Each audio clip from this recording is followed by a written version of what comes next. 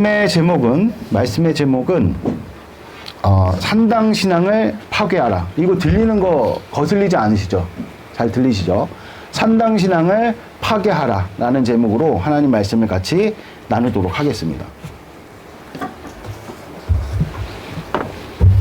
오늘 이제 말씀에서 우리가 좀 주목해서 봐야 될 내용이 무엇이냐면은 여기에 이제 두아디라 교회에게 메시지를 전하실 때 예수님 당신을 요한 사도에게 표현하잖아요. 이 표현하는 어떤 이 묘사가 심상치가 않다는 겁니다. 요한 사도는 예수님을 뭐라고 이제 환상 중에 봤냐면, 그러니까 이 환상은 어떤 환상이냐면 두아디라 교회에게 전하는 메시지를 주님께서 주실 때 요한 사도가 본 환상이에요. 근데 그 예수님의 면모가, 우리는 예수님의 면모를 생각할 때 늘 자애로우시고 옆집 아저씨 같으시고 뭐 수염 덥수룩 해가지고 뭐든지 용서하실 것 같은 이미지로만 우리가 생각하는데, 오늘 계시록에 보니까 예수님의 어떤 그런 형상은 우리가 평상시에 가지고 있었던 형상과는 매우 다르게 묘사가 되고 있어요. 여러분들, 우리 예수님은요, 하나님의 아들이시자 이 땅, 온 땅을 통치하시는 통치자이시고 마지막 때에 이 세상을 심판할 무시무시한 심판자라는 사실을 여러분들은 잊지 마셔야 됩니다. 아멘? 그래서 오늘 요한사도에게 어떻게 비춰졌냐면 예수님의 눈이 불꽃 같아요. 이 불꽃 같은 눈과 빛난 주석과 같은 하나님의 이 발등상이 빛난 주석과 같은 하나님의 어떤 어미를 지금 나타내고 있다는 겁니다. 그걸 봤을 때 요한사도가 어땠을까요? 마음이 많이 위축이 됐겠죠. 우리가 엄청난 하나님의 어미 가운데 서게 되면은 우리의 영혼은 위축될 수밖에 없습니다. 이 눈과 발등상에 특별히 이제 주목해서 묘사를 했는데, 이 눈과 발등은요, 하나님의 주권을 상징하는 거예요. 그러면 이 두아디라 교회에게 예수님이 그렇게 나타나셨다 그러면 우리가 가늠할 수 있는 것은, 미리 예측할 수 있는 것은 지금 두아디라 교회에 하나님의 주권에 대한 심각한 문제가 있다는 사실이 어느 정도 예수님이 소개되는 묘사 속에 암시가 되어져 있는 겁니다. 아멘? 그러면 이제 두아디라 교회가 뭔가 주권에 관련된 문제가 있구나. 그쵸? 그 심각한 문제. 예수님, 그러니까 우리가 죄를 져도요, 제가 어저께도 그저께인가? 우리 목사님들 만나고 식사를 하면서 그런 이야기를 했는데, 하나님께서는 이것저것 그냥 우리가 악한 행동을 뭐 믿는 자나 믿지 않는 자나 행했을 때 대략 그냥 많이 참으세요. 그냥 애들이 좀 덜 떨어져서 그렇다라는 어떤 느낌으로 품어주시는 예가 많은데, 적어도 교회를 대적하는 것에 대해서는 하나님이 악하다고 규정하시는 것 같아요. 이거는 교회사 역사에서 실증된 예입니다. 그러니까 교회를 비방하거나 대놓고 예수님 하나님을 대적하는 사람들은 단기간 내에 하나님께서 거기에 대한 반응을 하시죠. 이걸 우리가 왜 그런 내용을 이야기를 했냐면, 어떤 교수가, 카이스트 교수가 아주 기독교에 대해서 신랄하게 비판한 책을 냈는데, 그 사람 우리가 걱정하면서 이런 얘기를 했던 거거든요. 항상 그래요, 항상. 역사가 그것을 증명합니다. 그래서 우리가 죄를 져도 교회를 대적하는 그런 죄는 여러분들 웬만하시면은 참으시는 게 좋습니다.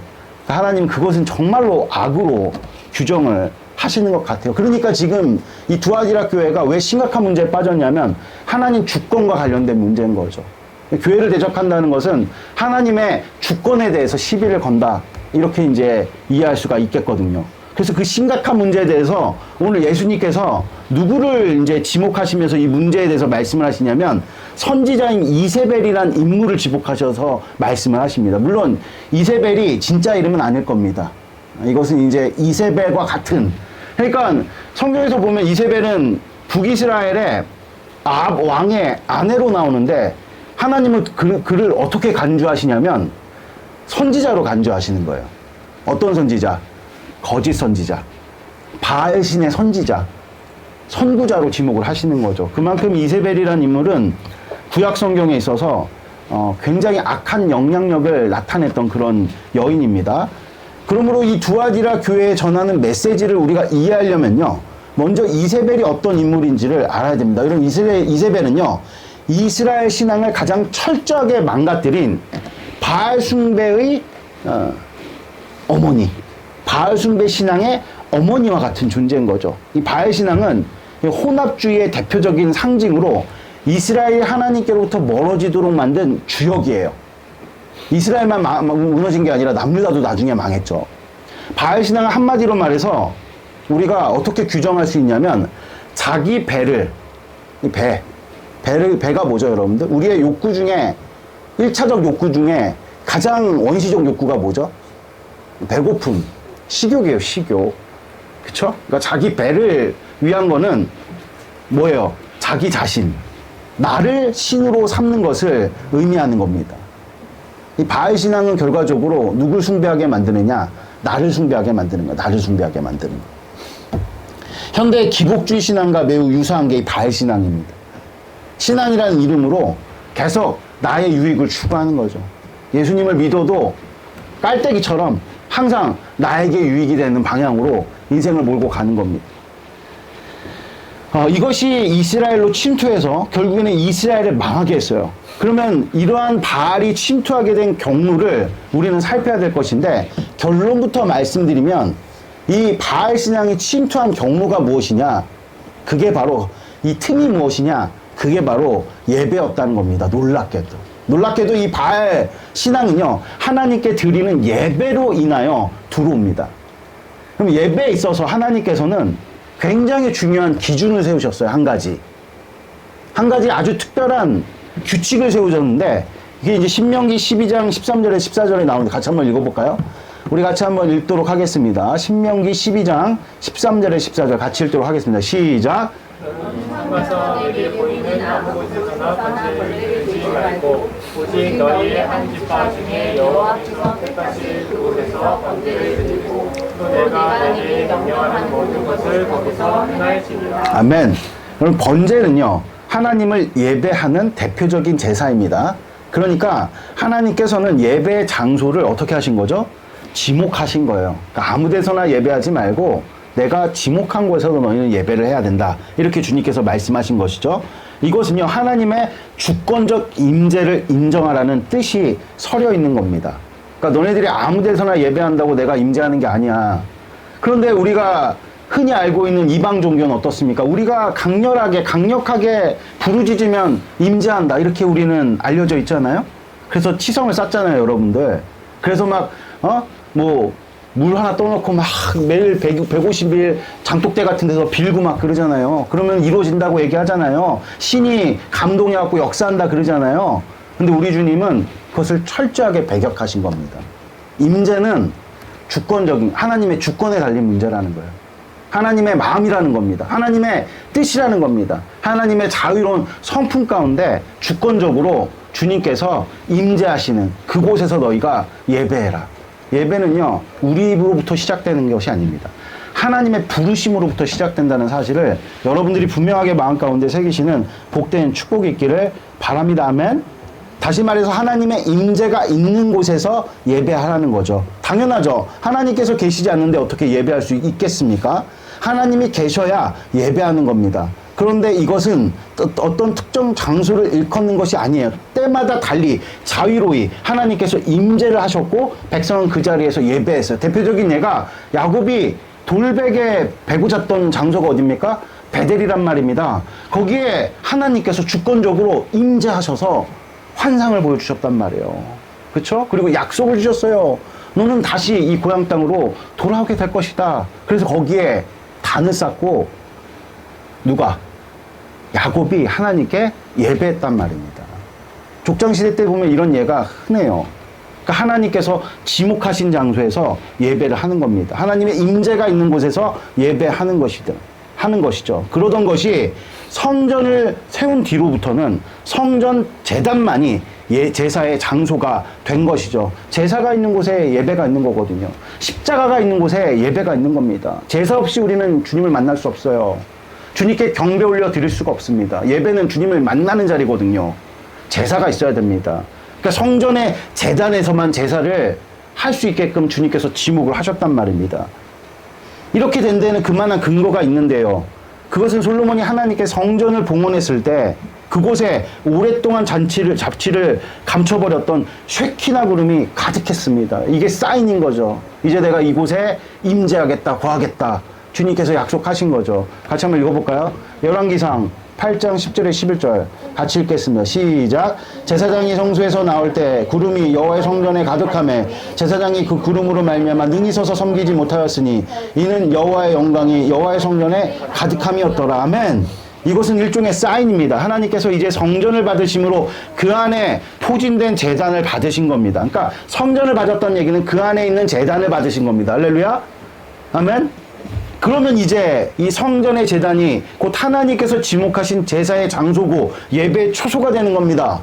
그런데 안타깝게도 솔로몬 사후에 딱 1대 만에 나라가 갈라져 버렸어요.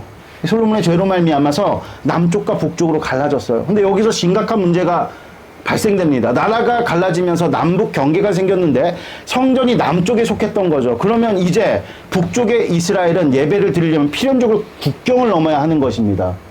이것은 북쪽의 나라를 관장하는 자들에게 매우 아주 모순적인 문제였어요. 아주 시리어스한 문제였는데, 왜냐하면 백성들이 예배를 드리다가 마음을 빼앗길 수 있기 때문이죠. 우리가 예배 드릴 때 마음이 몽글몽글해지잖아요. 원래 원수처럼 지내다가도 예배 한번 잘 드리면 서로 용서하잖아요. 그러면은 이 남쪽에서 예배를 드리다가 안 그래도 대치 상황이거든요. 남쪽 사람들은 남쪽 왕을 따르고 북쪽 사람들은 북쪽 왕을 따르는데 이 왕들끼리 사이가 안 좋았단 말입니다. 서로 상호간에 어떤 문제 때문에. 그쵸? 어떤 문제냐? 성전 짓고 건축을 너무 많이 해서 이제 힘든데 솔로몬의 아들인 르호보암에게 우리 좀 쉬게 해달라 했더니 안 된다. 더 열심히 해야 된다. 이것으로 갈라져 버렸어요. 철천지 원수죠. 감정이 좋지 않아요. 근데 예배를 드리려면 성전에서 다 같이 모여서 예배를 드려야 됩니다. 거기서 하나님의 임재가 있어서 마음이 몽글몽글해 화해하면 어떻게 됩니까? 북쪽의 왕들은, 북쪽을 관장하는 자들은 낙동강 오리알 시세가 될 수 있는 거죠. 그렇지 않겠습니까? 그래 안 그래요? 그래 안 그래요, 여러분들? 그런데 여기서 북쪽 왕인 여로보암이 걱정하고 있는데, 근심하고 있는데 한 가지 사실을 간과해 버렸어요. 그게 뭐냐면은 나라를 반으로 나누신 이가 누굽니까? 사람이 아닌 하나님이란 사실이에요. 같이 한번 읽어볼까요? 같이 읽겠습니다. 열왕기상 11장 35절 38절 같이 읽겠습니다. 시작. 내가 그의 아들의 손에서 나라를 빼앗아 그 열지파를 내게 줄 것이요 그의 아들에게는 내가 한 지파를 주어서 내가 거기에 내 이름을 두고자 하여 택한 성읍 예루살렘에서 내 종 다윗이 항상 내 앞에 둥부를 가지고 있게 하리라. 내가 너를 취하리니 너는 내 마음이 원하는 대로 다스려 이스라엘을 위해 왕이 되되 내가 만일 내가 명령한 모든 일에 순종하고 내 길로 행하며 내 눈에 합당한 일을 하며 내 종 다윗의 행함같이 내 율례와 명령을 지키면 내가 너와 함께 있어 내가 다윗을 위하여 세운 것 같이 너를 위하여 견고한 집을 세우고 이스라엘을 내게 주리라. 보세요. 여로보암에게 한 말입니다. 그러니까 너가 지금 다윗이 율례와 법도를 따랐던 것처럼 아무리 모순적 상황일지라도 현실적으로 볼 때 뭐 네 말도 맞아. 화해해가지고 뭐 백성들의 마음이 흔들릴 상황이 된다 할지라도 율법을 지켜 준수하면 누굴 믿으라는 겁니까? 하나님을 믿으면 너의 나라를 내가 견고하게 해줄 거야. 흔들리지 않을 거야. 그러한 일들 때문에 갈라졌던 것이 다시 보감되거나 절대 그렇지 않아. 내가 너를 낙동강 오리알 신세로 안 만들 거야. 이렇게 주님께서 직접적으로 약속을 하셨단 말입니다. 그런데 문제는 뭐냐? 근데 문제는 뭐죠? 문제는 뭐예요? 안 믿었다는 거예요. 여러분들 여기서 하나님의 명령에 순종하는 것이 뭡니까? 그것은 말씀을 따르는 거고 무엇보다 하나님의 주권을 인정하는 것이죠. 만일 이것을 여로보암이 믿었다면 담대히 백성들을 남쪽 경계로 넘어 예배하는 것을 허용했을 것입니다. 그러나 여로보암은 불신했어요. 믿지 못했어요. 그리고 임의적으로 북이스라엘만을 위한 제단을 만들어버려요. 그럼 뭐라고 얘기하는지 아십니까? 여기도 하나님이 임재해. 이런 신앙이 우리 가운데서도 간혹 있죠. 내가 주장해놓고 하나님의 뜻이래요. 내가 좀 기도해놓고 그게 하나님께서 약속하신 거래요. 어떤 것을 근거로 그렇게 말씀하시는 거죠? 내가 신앙이 너무 많아요, 여러분. 여로보암이 그랬다는 여로보암이. 왜 그랬습니까? 자신의 마음 가운데 있는 욕심을 이기지 못했던 거죠. 그는 임의적으로 북이스라엘만을 위한 제단을 만들고 이곳에서 예배드리는 것도 옳다라고 하나님의 약속의 말씀을 변개해버린 겁니다. 결국 그는 이스라엘 역사에서 크나큰 역적이 되어버리죠. 우리는요, 때때로 하나님께 기회를 얻기를 원해요. 그런데 준비된 신앙과 마음이 없다면 그 기회는 오히려 여로보암처럼 인생의 크나큰 독이 될 수 있다는 사실을 우리는 정말 명심해야 됩니다. 아멘? 제가 옛날에 부교육자 시절 때 한때 정말 잠깐 하나님께서 저를 설교자로서 많은 사람들에게 정말 은혜가 되게끔 설교를 주님께서 강하게 쓰신 적이 있어요. 근데 제가 그때 어떤 행태를 가지면서 하나님의 그 주신 기회를 제가 헛되이 보냈냐면 막 리더십을 거부하고 교만해져 갖고 다른 사람 얘기 정말 듣지도 않고 그냥 고집스럽게 제가 그러다가 한번 제가 크게 데인 적이 있죠. 여러분들 잘 생각하셔야 될 게 기회를 얻는 것이 능사가 아니라 정말 우리가 신앙이 준비되고 겸손한 마음을 가져서 하나님의 복되신 영광을 그 기회를 통해서 나타내는 것이 정말로 중요하다. 준비가 되셨습니까, 여러분들? 인생에 자꾸만 우리가 기회를 찾아서 우리가 나름대로 뭐 내가 잡아보려고 애를 쓰는데 정말 거기에 하나님의 복되신 뜻이 여러분들 신앙 안에서 제대로 정립된 바가 있으세요? 도대체 뭘 믿고 무엇을 근거로 우리는 여러분들 하나님 안에서 기회를 쫓아 사는가, 여기에 대해서 우리가 정말 잘 생각해야 돼요, 여러분들. 아멘? 하나님 기회 주실 때 겸손해야 됩니다. 아멘? 하나님 기회 주실 때 하나님께만 영광 올려드려야 됩니다. 이것을 여러분들이 분명하게 마음 가운데 새기시는 복된 축복이길 바랍니다. 그래서 언제나 겸손하고 또한 말씀에 창념하는 삶을 살아야 돼요. 그 말씀 좀 읽으세요, 여러분들.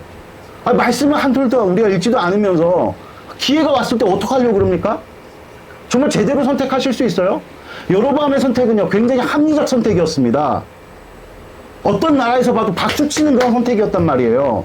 근데 하나님 나라에서 어떤 선택이었습니까? 아주 극악무도한 선택이었다는 사실을 이제부터 얘기할 겁니다. 이 한 번의 선택으로 얼마나 여로보암이 하나님 나라의 역적이 되었는지, 이건 우리에게 굉장히 무서운 경고와 같은 말씀이세요. 다 잘 되는 것 같죠? 정말 잘 선택한 것 같죠? 근데 그 선택 때문에 나만 망하는 게 아니라 나와 함께한 자들이 다 망할 수 있다는 사실을 여러분들 분명하게 마음에 새기셔야 됩니다. 아멘? 그래서 오늘 디모데전서 6장 3절에서 5절 같이 읽겠습니다. 시작. 누구든지 다른 교훈을 하며 바른 말 곧 우리 주 예수 그리스도의 말씀과 경건에 관한 교훈에 창념하지 아니하면 저는 교만하여 아무것도 알지 못하고 변론과 언쟁을 좋아하는 자니 이로써 투기와 분쟁과 회방과 악한 생각이 나며 마음이 부패해지고 진리를 잃어버려 경건을 이계 재료로 생각하는 자들의 다툼이 일어나느니라. 아멘. 이게 말씀에 창념하지 않는 자들이 벌이는 일들입니다, 여러분들. 우리가 이렇게 돼서는 안 되잖아요, 여러분들. 이 점을 여러분들이 분명하게 마음에 새기시는 복된 축복이 있길 바랍니다. 여로보암의 죄는요, 너무나도 큰 것이었습니다. 그것은 하나님의 주권적 예배를 훼손한 겁니다. 다 사함을 받을 수 있어도 예배를 훼손하면 결코 사함을 받을 수가 없어요. 이게 아마 성령 해방죄에 해당되는 죄일 겁니다. 그 뒤로 북이스라엘은요, 여러 가지로 말씀을 변개합니다. 예배가 훼손되면 말씀이 오염되죠. 북이스라엘은 이 일로 인해서 제사장을 레위인이 아닌 다른 자에게, 일반 백성에게 매관하고요. 그냥 준 것도 아닙니다. 매관한 겁니다. 직을 팔아 넘긴 거죠. 또한 절기를 자신들의 처한 환경에 맞춰서 날짜로 옮겨버리죠. 그러면서 절기에 깃든 정신은 다 소실되고 그냥 인간들만의 축제로 전락해버린 거예요. 그래서 외국의 수많은 카니발들, 수많은 축제들, 페스티벌이요, 원래 성경에서 왔어요. 근데 하나님은 없어요. 크리스마스가 그렇잖아요. 온통 크리스마스 때 여러분들 왜 이렇게 6.25 때 뭐 이런 데가 왜 이렇게 좋아하죠? 환락을 즐기는 시간들로 그냥 전락해버린 겁니다. 예수님이 없어요. 아기 예수가 언제부터 사라져버렸어요. 산타가 혹은 이제는 그걸 대체하는 뭐예요 그거? 귀신들 나오는 그 축제. 할로윈 데이. 거기에 더 열광하잖아요. 대놓고 이제 귀신들을 섬기는 그런 날들을 더 열광하잖아요. 그게 문화래요. 그리고 우리 아이들도 똑같이 그런 문화에 내몰아요.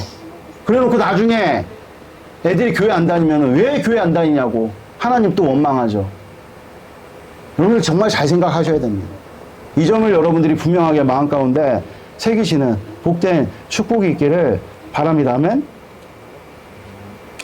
이 뒤로 이제 어떻게 되느냐, 이스라엘이 이런 죄악에 빠지게 되고 이것을 기점으로 이스라엘의 하나님을 향한 신앙은 완전히 변질됩니다. 북이스라엘 이와 같은 하나님의 정하신 룰을 파기하고 자의적으로 드리는 예배 파급력은요, 남유다에까지도 미쳤습니다. 그러므로 성전이 없던 시절에 하나님께서 임의적 장소를 지정하신 양식만을 건사하여서 자의적으로 드리는 예배가 횡행했어요. 그게 뭐냐? 산당 예배예요. 그게 산당 신앙이에요. 성전이 없던 시절 기본 산당은 하나님의 임재가 충만한 곳으로 주님께서 지정하셔서 솔로몬이 거기서 1000번째까지 드렸어요. 그러나 이제 성전이 세워진 뒤에는 성전 외 제단들은 모두 의미가 사라지게 된 것입니다. 그런데도 이스라엘 전역에서 기본 산당과 같은 임시 예배처가 비일비재했다는 거예요. 그래서 남유다의 왕의 업적들이 나열될 때 북이스라엘 왕들은요, 하나도 칭찬받는 왕들이 없었어요. 근데 남유다는 안 그랬거든요. 나름대로 하나님을 쫓았던 왕들이 있어요. 그들의 왕들의 업적이 쭉 칭찬들이 나열될 때 잘 따랐어도 산당을 제거하지 못했다는 표현들이 자꾸만 반복적으로 등장을 합니다. 같이 읽어볼까요? 같이 읽겠습니다. 시작.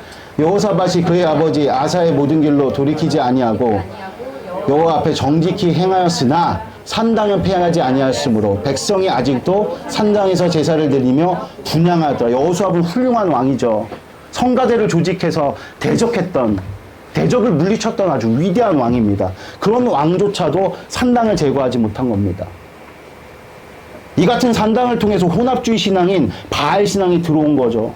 바알 신앙은 신앙 편의주의 혹은 신앙 소비주의를 일컫는 것입니다. 이것은 우리 신앙을 이단이나 타종교의 가르침보다 더욱더 병들게 만들어버리죠.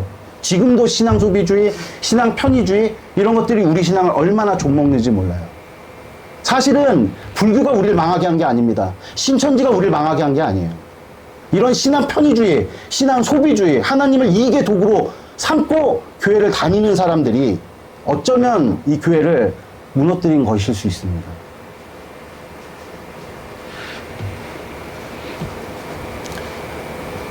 이것은요, 예수님의 가르침을 정면에서 배격하는 겁니다. 같이 읽겠습니다. 시작. 한 사람이 두 주인을 섬기지 못할 것이니 혹은 이를 미워하고 저를 사랑하거나 혹은 이를 중히 여기고 저를 경히 여김이라. 너희가 하나님과 재물을 겸하여 섬기지 못하리라. 아멘. 이게 무슨 뜻입니까? 앞서 얘기했던 것처럼 재물은 힘을 의미하죠. 그 힘을 뭘로 쓰는 겁니까? 내 배를 위해서 쓰는 거예요. 여기서 말하는 재물은 그것을 의미하는 겁니다. 너희 배를 위할 거냐, 하나님의 영광을 위할 거냐, 둘이 동시에 있을 수는 없다. 이걸 오늘 주님께서 아주 명확하게 가르치는 건데 바알 신앙 안 그렇다고 얘기합니다. 하나님을 섬기면서도 내 마음 가운데 있는 욕심, 욕망을 채울 수 있다고 얘기하는 것이 그게 바알 신앙이에요. 그러니까 바알 신앙이 여전히 있는 겁니다. 여전히. 그러니까 하나님이 아닌 나 자신에게 몰입하도록 만드는 독소와 같은 것이 바알 신앙이에요. 지금도 여러분들의 마음을 빼앗고 있는 것들, 어떤 것들이 있을까? 그게 여러분들 자녀 양육일 수도 있고요, 직장의 일일 수도 있고요, 돈일 수도 있고요, 다른 어떤 것이든 하나님보다 더 지금 나의 뇌 속에 더 큰 그거 뭐라 뭐라 그래요? 그거 지금 실시간 나의 검색어?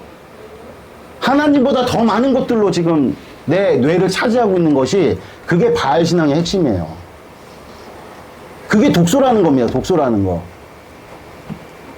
내가 하나님을 위해서 존재하는 것이 아닌 나를 위해 하나님이 존재하는 것으로 바뀌어버리는 거예요. 이 바알 신앙은. 무엇보다 복에 대한 개념을 훼손해버립니다. 이 바알 신앙이. 하나님께서는요, 하나님의 주권을 인정하는 아브라함에게 복을 약속하셨어요. 같이 읽어볼까요? 창세기 12장이죠. 같이 읽겠습니다. 시작. 내가 너로 큰 민족을 이루고 내게 복을 주어 내 이름을 창대하게 하리니 너는 복이 될지라. 아멘. 여기서 복이란 하나님을 기뻐하는 상태인 거예요. 우린 자꾸만 복을 지금에 있는 나의 존재 가운데 뭘 더하는 거라고 생각을 많이 하죠. 아니란 말입니다. 복이라는 것은 하나님을 기뻐하는 상태인 거예요. 이게 복인 거예요. 예배자로서 하나님의 임재를 즐거워하고 거기서 만족을 누리는 것을 의미하는 것이 복입니다. 그러면 신약은 아브라함에 대해 다음과 같이 증거를 합니다. 같이 히브리서 11장 13절에 16절 같이 읽겠습니다. 시작.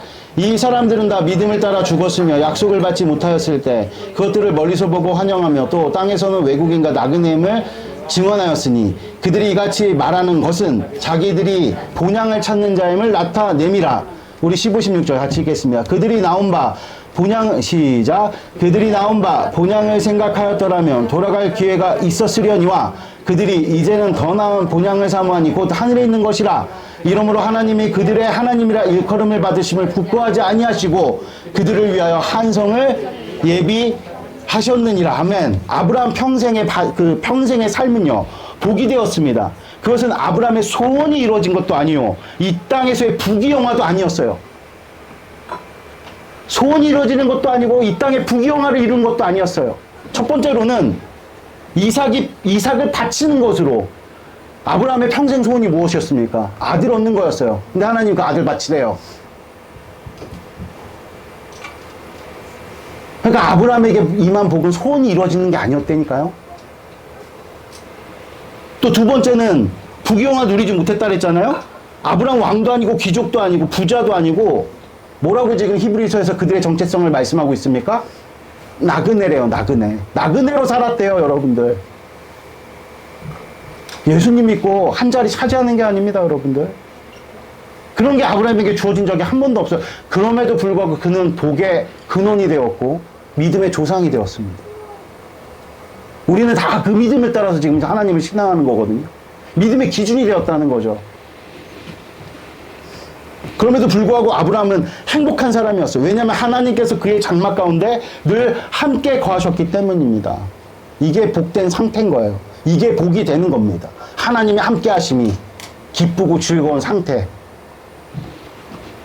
이것이 우리 믿는 자들에게 주어진 복이요 특권입니다. 그런데 바알 신앙으로 물든 이스라엘은 온갖 세상 욕정에 불타오르는 나라로 전락했죠. 그 대표적인 예가 이세벨의 아내인 아방의 탐욕이에요. 그는 왕으로서 온갖 부귀영화를 다 누렸고 남북 통틀어서 왕권이 가장 강하던 때가 바로 아방 때입니다. 나는 새도 떨어뜨리는 엄청난 권력을 소유하고 있었어요. 그런데도 그의 정욕은 채워지지가 않아요. 한번 볼까요? 열왕기상 우리 21장 2절에서 4절 같이 읽겠습니다. 시작.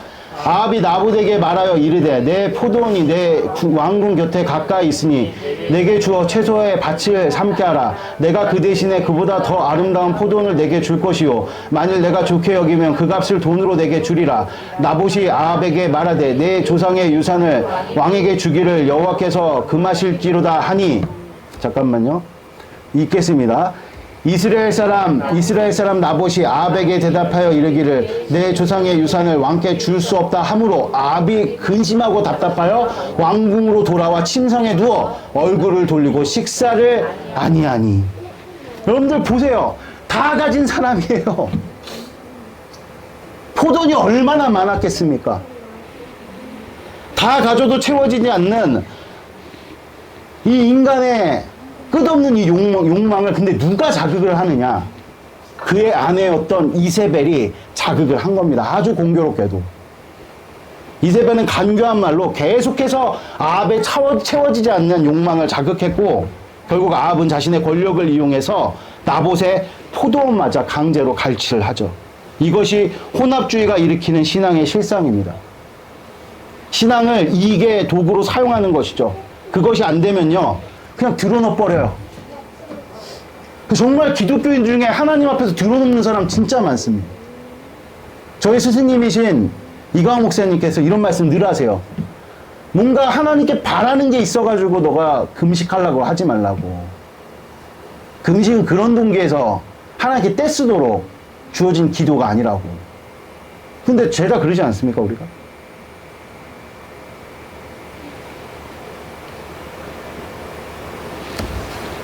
포기할 줄 모르는 욕망에 무릎 꿇는 것이 바로 바알 신앙의 정체인 겁니다. 이 모든 것의 시작은 예배 변질에 있어요. 그 옛날 여로보암이 옮겨놓은 지계표의 결과인 겁니다. 오늘날도 마찬가지죠. 예배의 실패는 반드시 세상 사랑으로 귀결되고 세상 사랑의 본질은 자신의 배를 신으로 여기는 신앙에 빠지게 만드는 거죠. 그래서 정말 많은 사람들이 예배 잘 드렸다고 생각하면서 밖에 나가서는 취하는 행동들이 보면, 제가 두아디라 교회에 관한 요한계시록 강해들을 제가 여러 번 봤는데 죄다 제목이 이런 거예요. 주일신앙과 주중신앙. 제목들이 이런 게 많아요. 교회에서 예배 진짜 제대로 다 잘 들었고 막 은혜 받았다 그러고 눈물 흘리고 막 성령 하나님의 어떤 충만함을 느꼈다 그러는데 세상 나가면은 똑같이 세상 사람들보다 더 독하게 자기 배를 위해서 모든 선택이 나의 이익을 위해서 그것을 중심으로 다 움직여 버리는 거죠. 하나님께서는 이것을 지금 경계하라고 아주 무섭게 지금 두아디라 교회에게 말씀하고 계시죠. 그래서 그 이세벨의 선지자의 가르침에서 돌이키지 않으면 함께 환난을 당할 것이고, 그것을 정말 철떡같이 믿고 삶으로 실천력 있게 행하는 자들을 주님께서는 자녀들이라고 표현하거든요. 그의 자녀들은 어떻게 하신다 그럽니까? 아예 죽이시겠대요.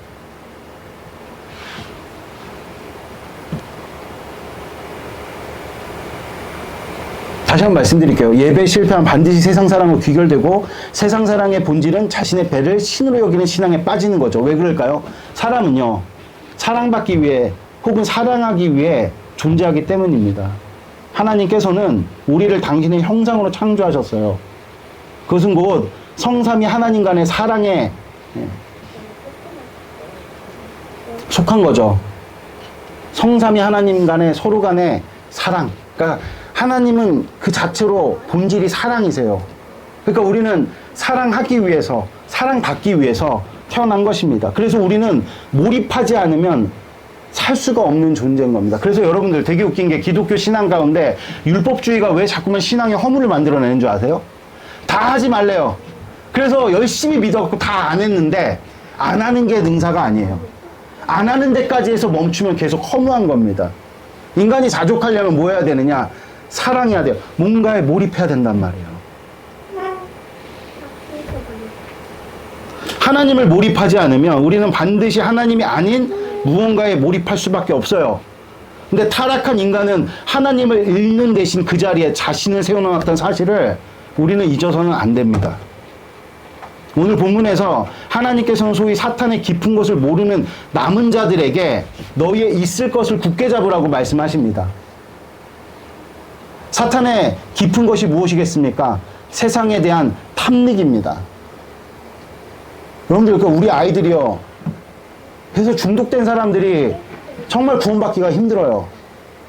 아세요, 여러분들? 세상 즐거움에 탐닉하잖아요. 지각으로 연단다잖아요. 거기서 빠져나오는 데는 상당한 대가를 치러야 됩니다. 그러니까 최대한 죄에 노출 안 되는 것이 중요해요. 그래서 잘 길러야 됩니다. 신경 많이 써야 됩니다, 여러분들. 그냥 알아서 어디다 맡겨놓고 잘 길러지겠거려니 이렇게 생각하면 오산입니다, 여러분들.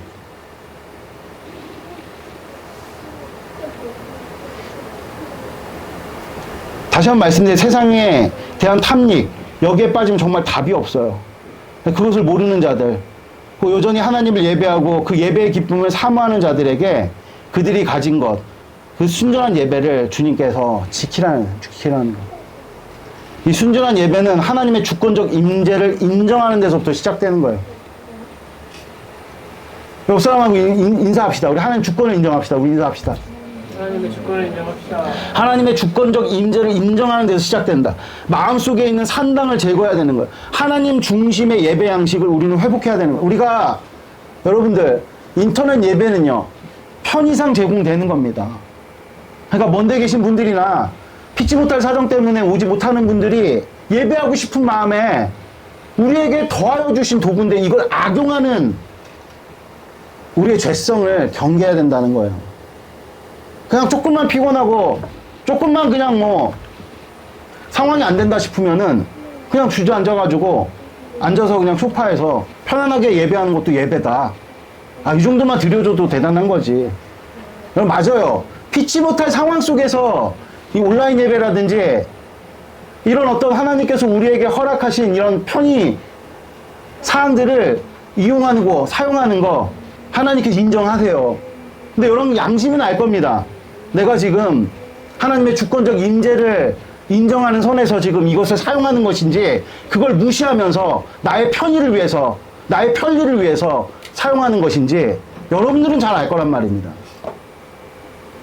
양심을 속여서는 안 됩니다. 계속해서 양심을 속이면요, 양심이 그 속임에 연단받아요. 나중에 가책을 못 느낍니다. 그게 소망이 없는 상태인 거예요.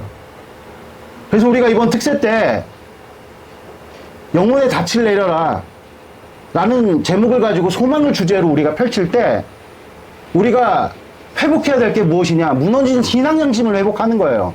하나님 앞에서, 하나님에 대해서, 사람들에 대해서, 이 사회에 대해서, 관계에 대해서, 물건에 대해서, 재정에 대해서 양심이 회복되지 않으면 회개가 안 돼요. 이 점을 여러분들이 분명하게 마음 가운데 새기시는 복된 축복이 있기를 바랍니다.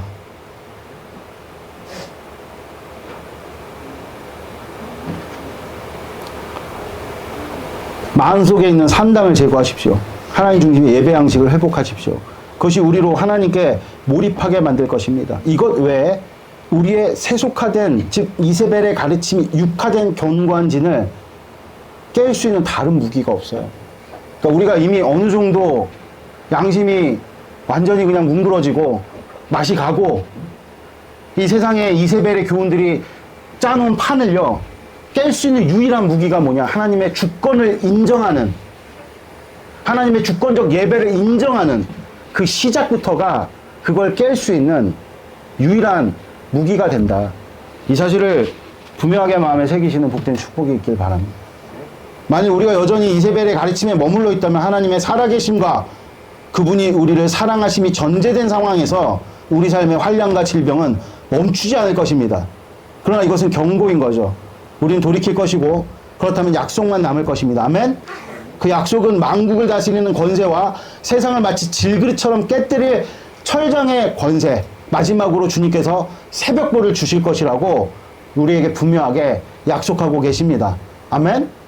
그래서 도대체 그러면은 만국을 다스리는 권세는 뭐고 철장의 권세는 뭐고 새벽벌은 뭐냐? 그건 다음 주에 우리가 같이 나누도록 하겠습니다. 할렐루야. 거기까지 다 하면 너무 길어요. 그래서 오늘 여러분들 이 교훈을 마음에 딱 새기시고 내가 이제 깨야겠다. 하나님의 주권적 임재를 인정하면서부터 여러분들에게 그 같은 양손에 의의 무기가 주어질 줄을 믿습니다. 할렐루야. 기도드리겠습니다. 하나님 감사합니다. 오늘 선포된 말씀 우리 가운데 반드시 이루어 주셔서 바알 신앙에 물든 우리의 신앙 가운데 다시 한번 신앙의 순수성이 회복되어지는 놀랍고도 복된 역사를 주님께서 이루어 주시옵소서. 감사합니다. 벌의 주님 되신 예수님 이름으로 기도드렸습니다. 아멘. 자, 우리 주님 큰 영광